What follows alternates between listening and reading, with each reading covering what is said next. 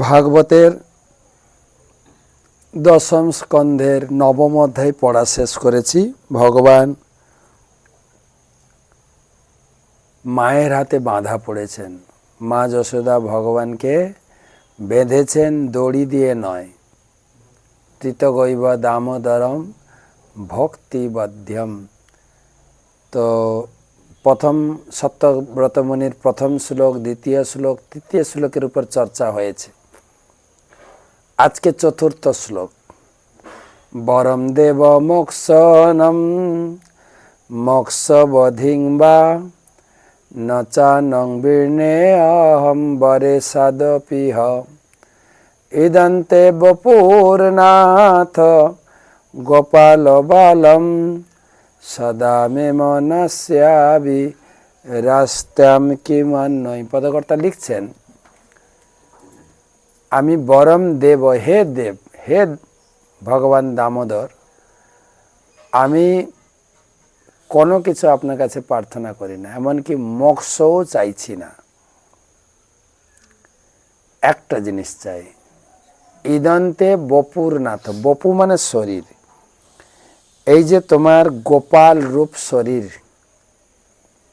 মায়ের স্নেহের প্রেমের বন্ধনে মায়ের কোলে আপনি রয়েছেন, মা আপনাকে আদর করছেন। ইদন্তে, ইদন্ত মানে এই যে আপনার সেই বাল গোপাল রূপী রূপ, সদামে মনস্যাবি রাস্তাম কিমন্নয়, আমার মনের রাস্তায়, আমার মানসপটে, আমার চিন্তায় সবসময় যেন ভাসে। এই প্রার্থনা করেছেন। যে এক পদকর্তা লিখছেন, যেরকম যুবতী নাম যুবতীঞ্চ যুবতী চ যুবনাঞ্চ, একজন যুবতী নারী অথবা যুবক ছেলে যখন তারা দুইজন ছেলে মেয়ে অপর অপরকে ভালোবাসে, দুজনের কথা সবসময় মনে করে। কিন্তু ছেলেটা মেয়ের কথা মনে করে, মেয়েটা ছেলের কথা, মোবাইলে ল্যাপটপে সবসময় তার চিন্তা, তার ছবি, তার চিত্রটা ভেসে ওঠে। পদকর্তা ভক্তদের জন্য সেই একই চিন্তা দিয়েছেন, ভগবানের চিন্তা যেন সবসময় আসে।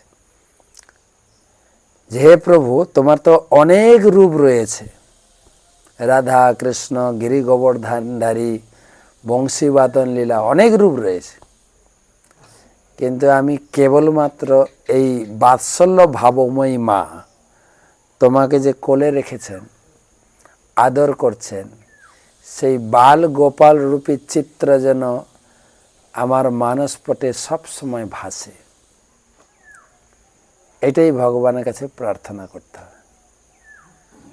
শিল প্রভুপাদ ইস্কন তৈরি করেছেন। ইস্কনের পুরো নাম হচ্ছে কৃষ্ণ ভাবনামিত সংঘ। সবসময় যেন কৃষ্ণ ভাবনা। আমি ভগবানের জন্য চাকরি করি, চাষবাস করি, ব্যবসা করি, রান্না করি, পূজা করি, মন যেন উদ্দেশ্যটা ঠিক থাকে, যেন কৃষ্ণ, কৃষ্ণ সেবার জন্য আমার চাকরি, কৃষ্ণ সেবার জন্য আমার ব্যবসা, কৃষ্ণ সেবার জন্য এত বড় ঘর বানিয়েছি। পদকর্তা সেটাই বলছেন। তাই ভগবানের কাছে কি চাওয়া যায়? ভাগবতম থেকে বিভিন্ন শাস্ত্রের আঙ্গিকে যদি বোঝা যায়, তাহলে ভগবানের কাছে চাওয়া পাওয়া ব্যাপারটাও একটা অন্য ধরনের হয়ে যাবে। নিজের মতো করে চাওয়া পাওয়া করলে হবে না। ভাগবতমের প্রথমে পিসিমাকে ভগবান বললেন, পিসিমা, তোমার সঙ্গে এতদিন কাটালাম, তোমাকে কিছু দিই নাই জানো পিসিমা, তুমি কিছু চাও তো। পিসিমা আছেন কুন্তী দেবী। কুন্তী দেবী বলেন, কৃষ্ণ, আমি এমন একটা জিনিস চাইবো জানো তোমার কাছে, আমিও মনে মনে চিন্তা করছি তোমার কিছু চাইবো, তুমি আগে বলো তো আমি যা চাইবো তুমি দেবে। বলছে, পিসিমা তুমি এমন কি চাইবে, চাও না, আমি দেবো তোমাকে। পিসিমা বলছেন, বিপদতা সন্তু তা বিপদ সন্তু তা সস্যৎ তত্র তত্র জগৎগুরু। ভবত দর্শনম যৎসাৎ অপুনর্ভব দর্শনম। কৃষ্ণ একটা ইউনিক জিনিস চাইবো, অদ্বিতীয়, যেটা কেউ তোমার কাছে চায় না, আমি চাইবো তোমার কাছে। বলে পিসিমা কি চাইছো? বিপদতা সস্যৎ, তুমি আমাকে বিপদ দাও, ডেঞ্জার, আমার জীবনটা যেন ডেঞ্জারে ভরা থাকে, বিপদ। সে কি পিসিমা? সত্যিই তো কেউ এটা চায় না, সবাই বিপদে পড়ে আমার কাছে দৌড়ায়, আমি তাদেরকে বিপদ থেকে মুক্ত করি। আবার তুমি চাইছো বিপদ? বলছে হ্যাঁ, তোমার সঙ্গে থেকে আমার একটা উপলব্ধি হয়েছে, বিপদে না পড়লে কেউ তোমাকে ডাকে না আর তুমি যাও না, তাই আমার জীবনটা বিপদে থাকলে মনে পড়বে তোমাকে বারবার, আর তুমি আসবে। বাস্তবিক তাই। কিন্তু আমাদের বাংলায় বলে সুখে থাকতে ভূতে কিলায়। সুখে থাকলে মানুষ ভগবানকে পাত্তা দেয় না, ভগবানকে ভুলে যায়। কাউকে যদি বলা হয় আপনি একটু হরিনাম করে, কেন, আমার কিসের গরিব, কি গো, কিসের অভাব আমার, ঠাকুরের পিছনে ছুটবো, হ্যাঁ তোমরা গরিব, তোমরা হরিনাম করো, আমার ওইসব লাগে না, আমার সব আছে। হ্যাঁ, কোনো ইয়াং ছেলে বা ইয়াং মেয়েকে বলুন যে তুমি একটু গীতা পড়ো, হরিনাম করো, হ্যাঁ আমার পিছনে কত ছেলে ছুটে বেড়াচ্ছে, আমি হরির পিছনে ছুটবো? তুমি দেখো না, আমি সুন্দরী মেয়ে, আমার পিছনে কত লোক ছুটছে, আমি এবার হরির পিছনে ছুটবো। তাই সুখে থাকলে লোকে ভগবানকে একদম তুলোধনা করে উড়িয়ে দেয়, আর যখন জীবনে দুঃখ আসে তখন হাত তুলে, তখন আর হে কৃষ্ণ বলে না, হা কৃষ্ণ কি হবে আমার, হেটা চেঞ্জ হয় হা। সেই জন্য বলছেন আমাকে বিপদ দিয়ে রাখো, সবসময় তোমাকে ডাকবো, তুমি আসবে। বাংলা গ্রামে গঞ্জে একটা কথা বলে, যখন তোমার কেউ ছিল না তখন ছিলাম আমি, যখন তোমার কেউ থাকবে না, কৃষ্ণ আমার কেউ নেই, আমার স্বামী নেই। আর ছেলেরা দেখো, তাদের রাজ্য নেই, তাদের লোক বল নেই, তারা বনে বনে ঘুরে বেড়াচ্ছে, কিন্তু আমি ওগুলো কোনোটাকে তোয়াক্কা করি না, কোনোটাতে ভয় পাই না, তুমি আছো, তুমি থাকলেই হবে।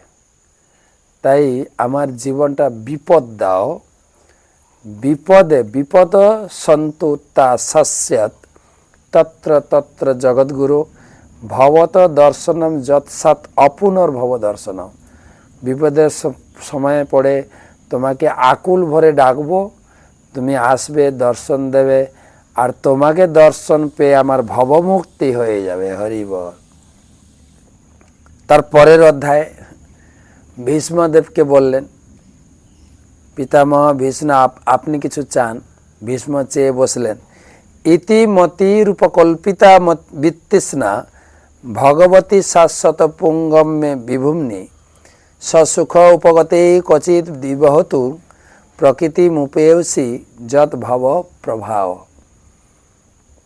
বলছে কৃষ্ণ, আমি আমার জীবনের শেষ কল্পে আমার মতিরূপ সতীকে তোমাকে বিয়ে দিলাম, তুমি এটাকে গ্রহণ করো, আমার মতিকে নিয়ে তুমি আনন্দ করো, আমার মতি যেন তোমার সঙ্গে ঘুরে সবসময়, চিন্তাধারা যেন তোমার সঙ্গেই থাকে। আপনারা একজন বিখ্যাত লোকের কথা শুনবেন, ধ্রুব মহারাজ কি চাইলেন। ধ্রুব মহারাজের দুই মা ছিল, বাবা একটা ছিল, কিন্তু দুই মা দুই রকম ছিল। একজন ছিল সুরুচি আর একজন ছিল সুনীতি। দুটো নাম থেকে বুঝতে পারবেন কে কিরকম ছিল। সুরুচি মানে স্বামী রুচিকর হয়ে একদম সেজে গুজে থাকবে, বিউটি পার্লারে ঘন ঘন যাবে, সাজবে শুধু, সুরুচি। আজ সারা মার্কেট সুরুচিদের জন্য। দেখবেন মার্কেটে একটা হয়তো কাপড় দোকান কি মুদি দোকান, কিন্তু স্টেশনারি দোকান ভর্তি শুধু মহিলাদের সাজার জন্য, নখের পায়ের নখের কালার থেকে একদম চোখের ভ্রু কালার পর্যন্ত শুধু সাজে, লোকে সাজে, সুরুচি, রুচি, রুচিকর স্বামীর। তার ছেলে ছিল উত্তম, আর ধ্রুবের মার নাম ছিল সুনীতি, নীতিপরায়ণ ছিলেন, ভক্তি নীতি মানতেন, কিন্তু বর্তমান সময়ে সুনীতিদের কেউ পছন্দ করে না। কাকে পছন্দ করে? রুচিকর। সেই জন্য ধ্রুবের বাবা উত্তানপাদ সুনীতিকে রাজ্য থেকে নির্বাসন দিয়েছিলেন। একবার বাবার কোলে উত্তম বসেছে, সুরুচির ছেলে। তখন সুনীতির ছেলে ধ্রুবেরও ইচ্ছা হলো বাবার কোলে গিয়ে বসি। বসেছেন, সুরুচি তাকে টেনে হিঁচড়ে নেবে, বাবার কোলে বসবে না কেন? আমারও তো বাবা। বলে তোর বাবা হতে পারে, কিন্তু তোর মা আমি নই। তোর মাকে বের করে দেওয়া হয়েছে, বেরিয়ে যায় এখান থেকে। তখন ধ্রুব কাঁদছে। মা বললেন, যদি বাবার কোলে বসতে চাস একটা জিনিস তোকে করতে হবে, জঙ্গলে যা, তপস্যা কর, এই শরীরটা মরবে, পরে আমার গর্ভে জন্ম হলে তুই বসবি। ধ্রুব কাঁদতে কাঁদতে মায়ের কাছে গেছে, নিজের মায়ের কাছে। মা তার কান্না দেখে মাও কাঁদে, কি হয়েছে রে, কে তোকে বকেছে, কে তোকে মেরেছে? ধ্রুব এত কাঁদছে, সে কথা বলতে পারছে না। তখন পড়োশি মহিলার এসে বলছে, কেউ তাকে মারেনি। বলে তাহলে কাঁদছে কেন? বলে ওর বিমাতা টেনে হিঁচড়ে বাবার কোল থেকে নামিয়ে দিয়েছে। এটা শুনে মা আরও কাঁদছে, আমার তো কিছু করার নেই, তোর বাবা আমাকে পছন্দ করে না, তো কি করা যাবে? তুই একটা অভাগিনীর গর্ভে জন্মগ্রহণ করেছিস, অভাগিনীর বুকের দুধ খেয়েছিস, তুইও অভাগা একটা। তবে হ্যাঁ, তোর বিমাতা আরেকটা ভালো কথা বলেছে, কি জানিস? জঙ্গলে গিয়ে হরির তপস্যা কর। আমি তোকে সাহায্য করতে পারবো না, হরি যদি তোকে সাহায্য করে তুই জীবনে অনেক বড় হতে পারবি। তোর বাবা তোর দাদুর থেকেও বড় গতি লাভ করতে পারবে যদি হরি তোর উপরে সন্তুষ্ট। আর আমার পরিবারে এটাই নিয়ম, তোর বাবাও হরি ভজন করে এত বড় রাজা হয়েছে, তোর দাদুও এত বড় গতি লাভ করেছেন হরির তপস্যা করে। আমাদের পরিবারে হরি তপস্যা করার বিধি রয়েছে, কর তুই। এই হচ্ছে মা। মা শিশুকে হরি ভজনে উৎসাহ দিয়েছেন। আরেকটা কি, বিমাতাকে গালি দেননি মা, বরং বললেন তোর বিমাতা যা বলেছে ঠিক বলেছে। এ হচ্ছে মায়েদের কর্তব্য, শেখানো বাচ্চাকে। বলছে মা হরিকে কোথায় পাবো? বলে সবাই তো জঙ্গলে যায়, জঙ্গলে যা। 5 বছর শিশুকে জঙ্গলে পাঠাচ্ছে, আর আমাদের তো এক একটা শিশু 10-12 বছরও মা তাকে ছাড়েই না। বাচ্চাকে ছাড়তে হবে জীবনে বিকাশ লাভ করার জন্য।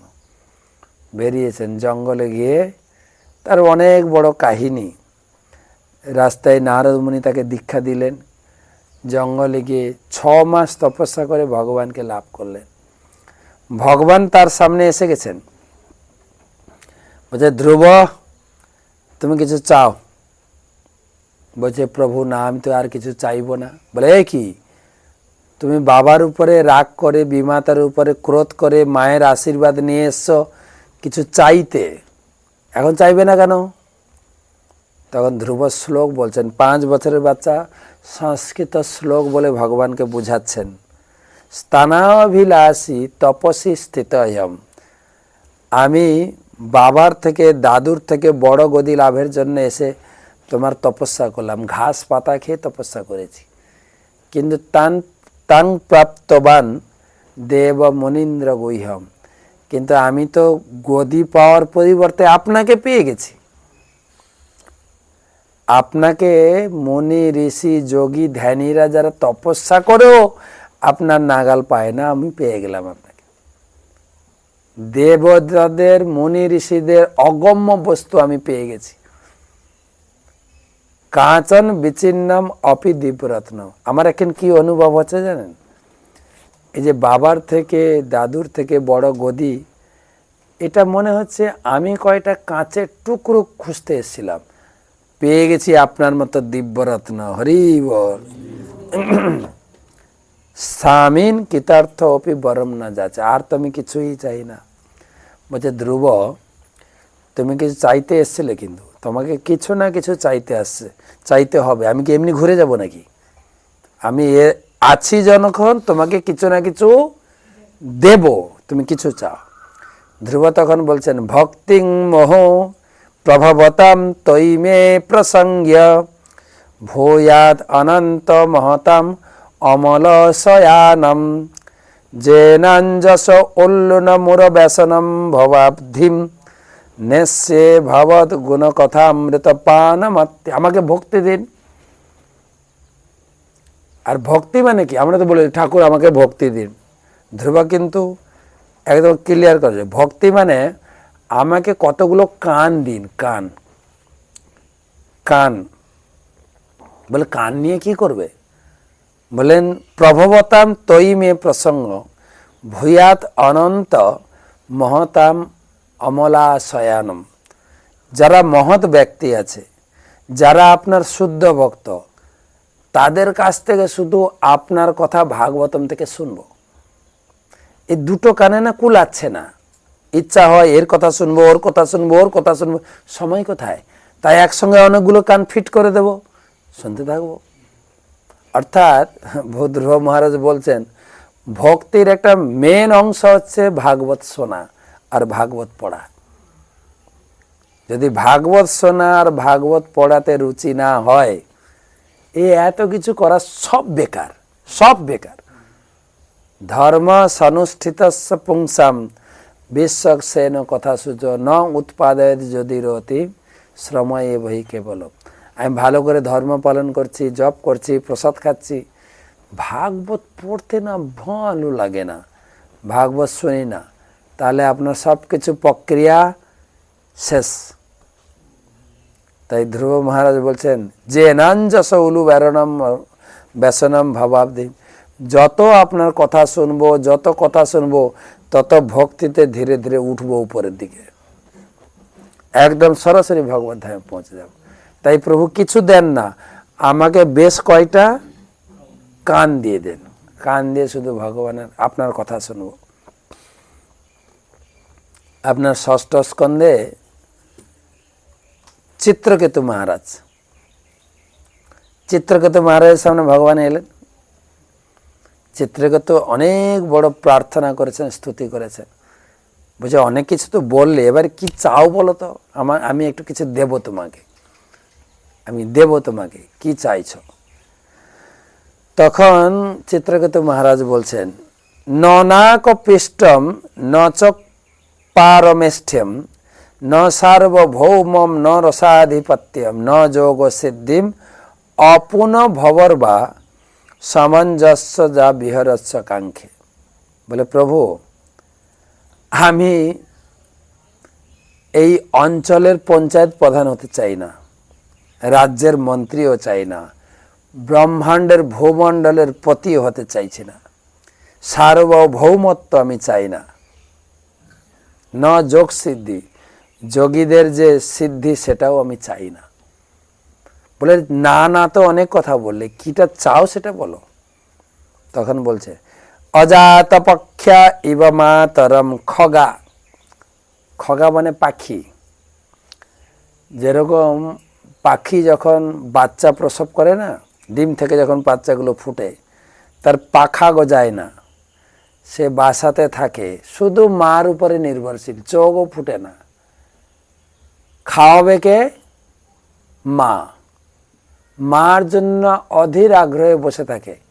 যখন একটু গাছের পাতা নড়ে, মনে করে মা এসে গেছে, চিৎকার করে মা মা করে চিৎকার করে মা এসছে, আর হাঁ করে বসে থাকে। মা খাবার নিয়ে এসে তার মুখে দেবে, কেঁচো দেবে, পোকা দেবে, এসব দিয়ে এসে দেয়, খায়। তো যেরকম পাখির পাখা গজায় না, মার উপরে নির্ভরশীল। স্তন্যম যথাবৎ সতরাম ক্ষুধার্থা।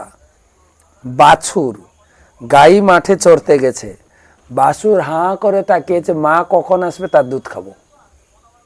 বাছুর মায়ের উপরে নির্ভরশীল। প্রিয়ম প্রিয়েব বুচিতং বিষণ্ণা। স্বামী বা প্রিয় দূর দেশে কোথাও কাজে গেছেন বা চাকরিতে গেছেন, ঘরে স্ত্রী অপেক্ষা করে আছে, স্বামী কখন ফিরে আসবে।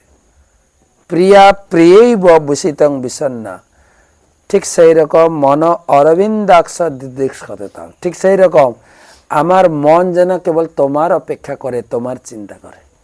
কতগুলো উদাহরণ দিয়েছে না? পাখি যেরকম মায়ের উপরে বাছুর যেরকম মায়ের উপর নির্ভরশীল, প্রিয়া যেরকম প্রিয়ার উপরে নির্ভরশীল, ঠিক সেরকম আমিও তোমার উপরে নির্ভরশীল হয়ে আছি। এরকম শাস্ত্রে অনেক কথা আছে যে আমরা ভগবানের কাছে কি চাওয়া উচিত। পদকর্তা এখানে বলছেন যে বরম দেব মোক্ষ নম মোক্ষ বোধিং। আমি মোক্ষ কামনা, ঘর বাড়ি টাকা পয়সা কিচ্ছুই চাই না, কেবল যেন তোমার চিন্তা করতে পারে। কোন রূপের চিন্তা? মায়ের কোলে আছো তুমি গোপাল, মা তোমাকে জড়িয়ে ধরে আদর করছেন, মায়ের স্নেহের বন্ধনে তুমি মায়ের সঙ্গে বাৎসল্য ভাবের প্রতিক্রিয়া দিচ্ছ মাকে। সেই ছোট্ট গোপাল রূপী যেন আমার চিন্তার মাঝে ভেসে ওঠে। বাকিটা কালকে করব। এখন ভাগবতমের কিছু কথা আলোচনা করি। আমাদের ধারাবাহিক যেটা আলোচনা প্রসঙ্গ রয়েছে পঞ্চম স্কন্ধে চতুর্বিংশতি অধ্যায়ের পাতাল লোকের বর্ণনা আমরা পড়েছি। আমাদের উপরে কি কি লোক আছে? আমাদের উপর থেকে সূর্য আছে 1 কোটি যোজন উপরে, 1 লক্ষ যোজন উপরে।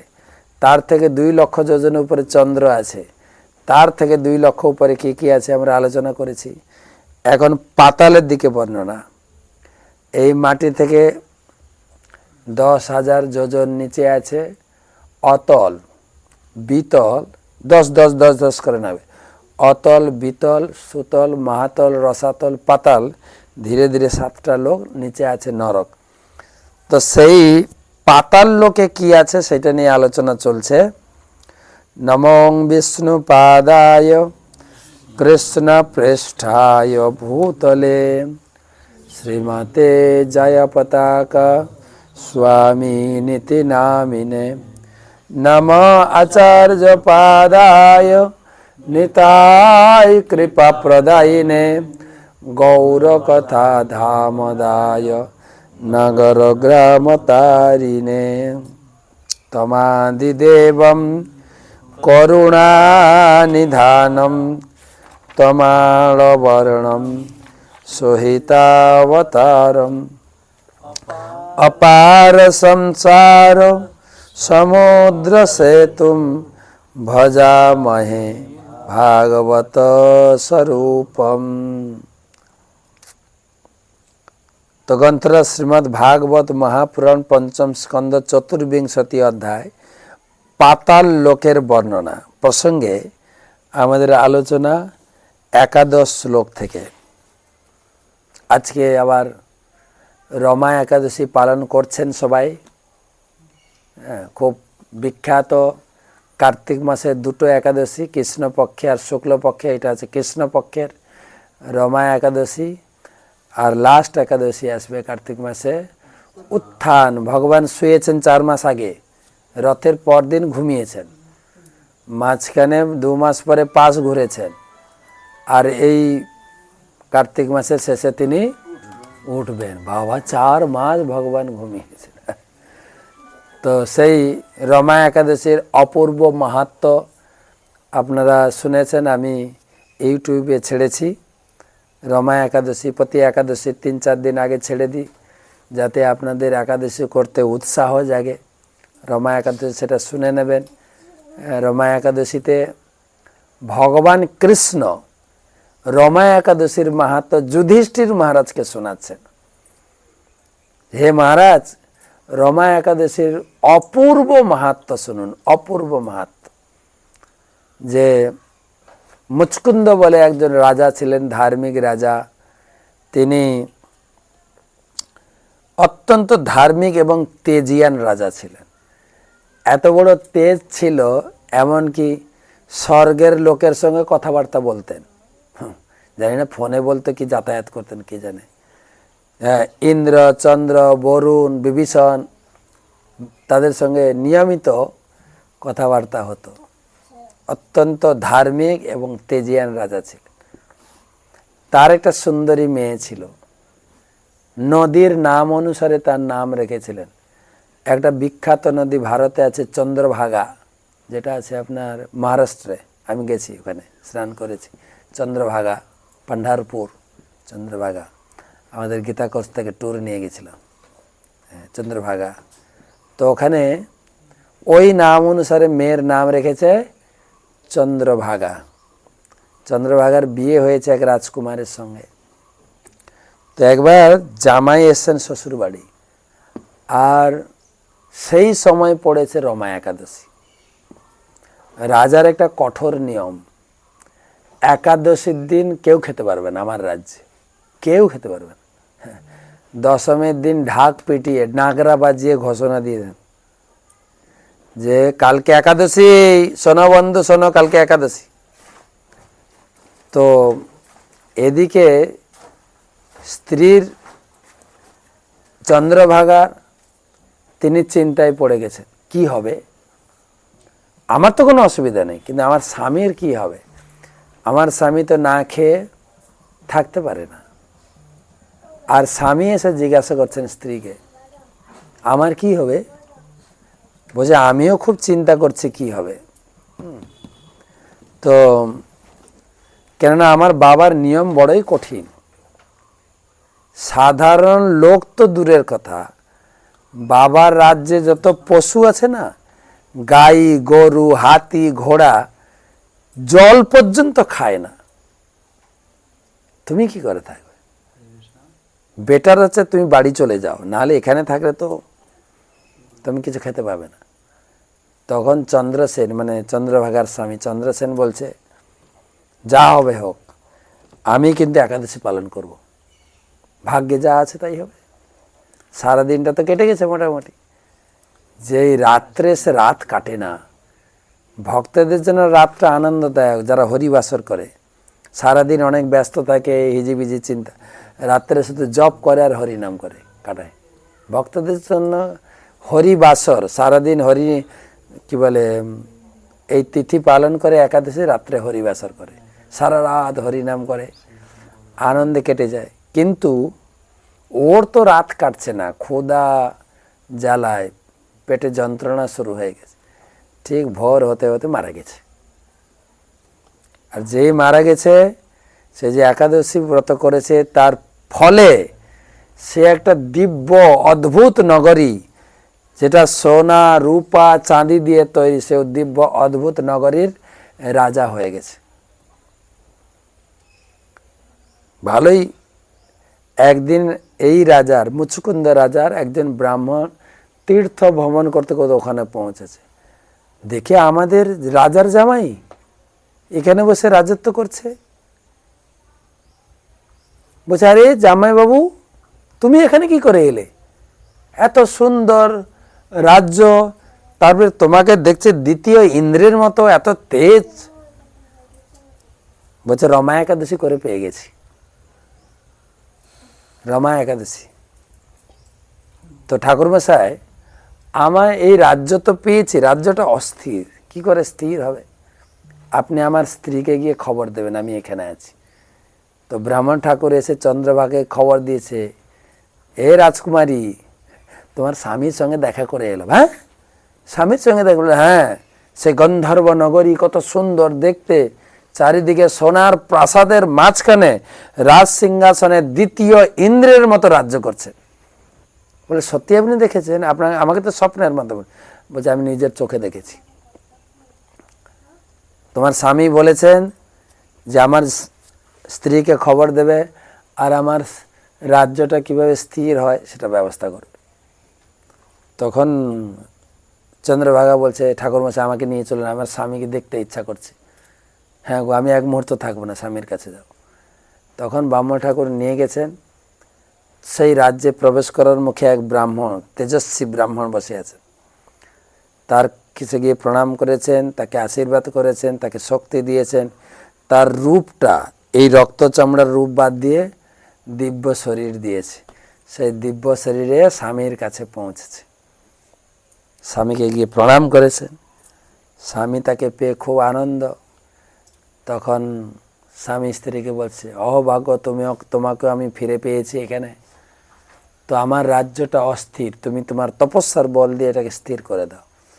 বলছে, হে স্বামীন, আমি 8 বছর থেকে একাদশী করি এবং নিষ্ঠা সহকারে বাবার নির্দেশে, তো আমার সেই একাদশীর তপস্যার যত বল আছে সেটা দিয়ে তোমার রাজ্যটাকে স্থির করে দিলাম, কল্পকাল পর্যন্ত এই রাজ্য তুমি ভোগ করো। তো এখানে কাহিনী শেষ করেছেন ভগবান কৃষ্ণ নিজে যুধিষ্ঠির মহারাজকে শোনাচ্ছেন। রমা একাদশীর ফল দেখেছ কত, এত বড় রাজ্য পেয়ে গেছে। তাই রমা একাদশীটা ভালো করে পালন করো, তার ফলে কি হবে, পালন করলে তো এতটা পাবে, কিন্তু ওই একাদশের মাহাত্ম্য শুনলে না, এই মাহাত্ম্য শোনার ফলে সমস্ত পাপ মুক্ত হয়ে তুমি বৈকুণ্ঠ লোকে চলে যাবে। তো সেই রমা একাদশী পালন করছেন, কালকে সকালে পারণের টাইম দেখে পালন করবেন, কিন্তু এটা গুরুত্বপূর্ণ। আপনার এরিয়ায়, আমি আগেও বলেছি, যদি ভারতে থাকেন আপনি, পারণের টাইম আমি সফট কপি পাঠাতে পারি, কিন্তু ভারতের বাইরে আমার কাছে নেই। যেখানে আছেন সেখানে ইস্কন মন্দির থেকে জেনে নিয়ে পারণের টাইমে আপনি পালন করবেন এবং ব্রতটাকে সমাপন করবেন, উদযাপন করবেন, তাহলে একাদশী পুরো ফল পাবেন। তারপরে পারণ একদিনা দিয়ে মুখে দিয়ে, তারপরে রান্না করে ভগবানকে ভোগ দিয়ে, ব্রাহ্মণ বৈষ্ণবকে ভোজন দিয়ে তারপরে খাবেন, পুরো একাদশী ব্রত ফল পেয়ে যাবেন। তো একাদশ শ্লোক ভাগবতমে পঞ্চম স্কন্ধের ৪৪ অধ্যায়। যত্র হ বাব ন ভয়ম অহোরাত্র দিভি কাল বিভাগই রূপোপলক্ষতে। গদ্য আকারের শ্লোক। আমরা আলোচনা করেছি, এই দিনের বেলায় সূর্য থাকে না, এই সূর্য উপর লোক পর্যন্ত আলো দেয়, মাটির নিচে যায় না। পাতাল লোকে সূর্যের আলোক যায় না, তার মানে কি অন্ধকার না? যেহেতু সেখানে সূর্যের কিরণ প্রবেশ করে না, তাই সেখানে দিন রাত্রের কোনো কাল বিভাগ নেই। সুতরাং কালজনিত কোনো ভয়ের কারণ নেই, যে আমার বয়স এত, একদিন রাত চলে গেল, এরকম নেই। তো ওখানে কিসের আলো থাকে জানেন? যত্র হি বিপ্র বরশির মনয় সর্বম তব প্রভাধান্তে। সেখানে বহু মহাসর্প বাস করে। রাত্রি আবার সাপের কথা বলছে, ভয় খাবেন না কিন্তু। হ্যাঁ, মহাসর্প বাস করে, আপনার এখানে বাস করে না, ওই পাতাল লোকে। আপনার ভয়ের কি আছে? আমরা জাস্ট পড়ছি, যাদের মাথায় মনির প্রভায় চতুর্দিক অন্ধকার দূর হয়। সাপের মাথার মনির জ্যোতিতে সবসময় আলো, রাত আর হয় না। সুতরাং বয়স বাড়ারও কোনো প্রশ্নই নেই। অনেক দিন তারা এই সেখানকার বিল স্বর্গের সুখ তারা লাভ করে। 13 নম্বর শ্লোক। ন বা এতেষু বসতাম দিব্য সধিরস রসায়নান নপানমাম্ন দিভি রাধয় ব্যাধয় বলিপলিত রজাদয়শ্চ দেহ বৈবর্ণ দৌর্গন্ধ সেদ ক্লম গ্লানিরীতি বয়োবহস্তাচ্চ ভবন্তি। অনেক বড় শ্লোক।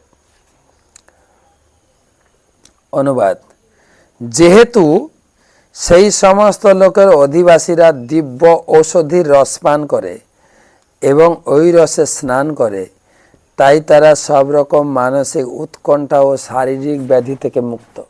এর আগে আলোচনা হয়েছে, যারা ধারাবাহিক শুনছেন, ওখানে হাটক রস পান করে, যার ফলে লোকরা বুড়ো হয় না আর রোগ ব্যাধিও হয় না সেখানে। আর ওই রস পান করে, ওই রসে স্নান করে, সেই জন্য মানসিক টেনশন, উৎকণ্ঠাও নেই আর শারীরিক ব্যাধিও নেই। আরেকটা ভালো জিনিস, কিন্তু ওখানকার লোকের চুল পাকে না। এখানে তো চুল পাকার বড় ভয় রে বাবা। কে নখ ঘষাঘষি করে সারাদিন, কেউ লোশন লাগাচ্ছে, সব সময় কিছু না, চুলটা যদি পেকে যায় তাহলে আমাকে সবাই বুড়ো বলবে। ওখানে চুল পাকার ভয় নেই, ওখানে গেলে ভালো, কিন্তু নিচের দিকে চুল পাকে না। শরীরে বলি রেখা দেখা যায় না, বলি রেখা যায় না, বলি রেখা বুড়ো হয়ে গেলে সব ভাঁজ ভাঁজ হয়ে যাবে। এখন তো তরতাজা আছি, হ্যাঁ, একটু ভাঁজ হয়ে গেলে বিউটি পার্লার বলি রেখা হয় না। আর কি, দেহের বার্ধক্যজনিত জরা দেখা যায় না, বুড়ো হয় না। তাদের শরীরের ক্লান্তি কখনো মলিন হয় না, সবসময় তরতাজা। এখানে যত তরতাজা থাকুক আর যত বিউটি পার্লারে দৌড়াক না কেন, একদিন বিউটি পার্লারে লোশনও কাজ করবে না। কিন্তু একটা সময় আসবে, লাগাও না, কত লাগাবে লাগাও, কতবার চুল কালার করবে করো। চুল ছিল কালো, সাদা হয়েছিল, আবার কলপ করে আবার একটা কালার এসে গেছে, ভিন্ন কালার, তাই না? সেই জন্য বলছেন ওইখানে এসব নেই, শরীরের মলিন হয় না, ঘামজনিত দুর্গন্ধ হয় না, এটা আরেকটা ভালো। এখানে ঘামের দুর্গন্ধ, তারা বার্ধক্যজনিত শ্রান্তি ও অনুৎসাহ অনুভব করে না। বিলসর্গ, মাটির নিচে যারা থাকে। নহি তেষাম কল্যাণান্যম প্রভবতি কুতশ্চন মৃত্যুর বিনা ভগবত তেজশ্চক্র প্রদেশাৎ। তারা অত্যন্ত মঙ্গলজনকভাবে জীবনযাপন করে, কালরূপী ভগবানের সুদর্শন চক্র ব্যতীত কোনোভাবে তারা মৃত্যুকে ভয় করে না। কেবল ভয় হচ্ছে সুদর্শন চক্র। প্রভুপাদ একটা ছোট্ট তাৎপর্য দিয়েছেন, পাতাল লোকে সবকিছু অত্যন্ত সুন্দরভাবে আয়োজিত, সুন্দর বাসস্থান, মনোরম বাতাবরণ, দৈহিক ক্লেশ, মানসিক উৎকণ্ঠামুক্ত জীবন সবকিছু রয়েছে, কিন্তু তা সত্ত্বেও তাদেরও মৃত্যু হবে, তাদের আবার জন্মগ্রহণ করতে হবে। যারা মন্দগতি, যারা জড়জাগতিক সুস্বাচ্ছন্দ্য বিধানকারী, এই জড় সভ্যতার ত্রুটি বুঝতে পারে না। মানুষ যত ভোগ বিলাসের আয়োজন করুক না কেন, মৃত্যুবরণ তাকে করতেই হবে। তাই মৃত্যু থেকে রোধ করতে মহাপ্রভু কলিযুগের জন্য হরিনাম, হরি পূজা আর হরিশাস্ত্র ভাগবত পাঠের আয়োজন দিয়েছে। এইটা করলে শিব যেরকম মৃত্যুকে জয় করতে পেরেছিলেন, তার নাম হচ্ছে মৃত্যুঞ্জয় বা অমরনাথ। ধ্রুব মহারাজও এই শরীরেই ভগবত ধামে ফিরে গেছিল, তাকে শরীর চেঞ্জ করতে হয়নি। ঠিক সেই রকম হরিনামামৃত, হরিনাম অমৃত পান করতে হবে, হরিনামের অমৃত, ভাগবত কথামৃত পান করতে হবে, আর প্রসাদামৃত। তিনটা অমৃত পান করলে মৃত্যু জয় অবশ্যই সম্ভব। মৃত্যুকে জয় করে সে ভগবানের কাছে নিত্য আনন্দময় জগতে পৌঁছাবে।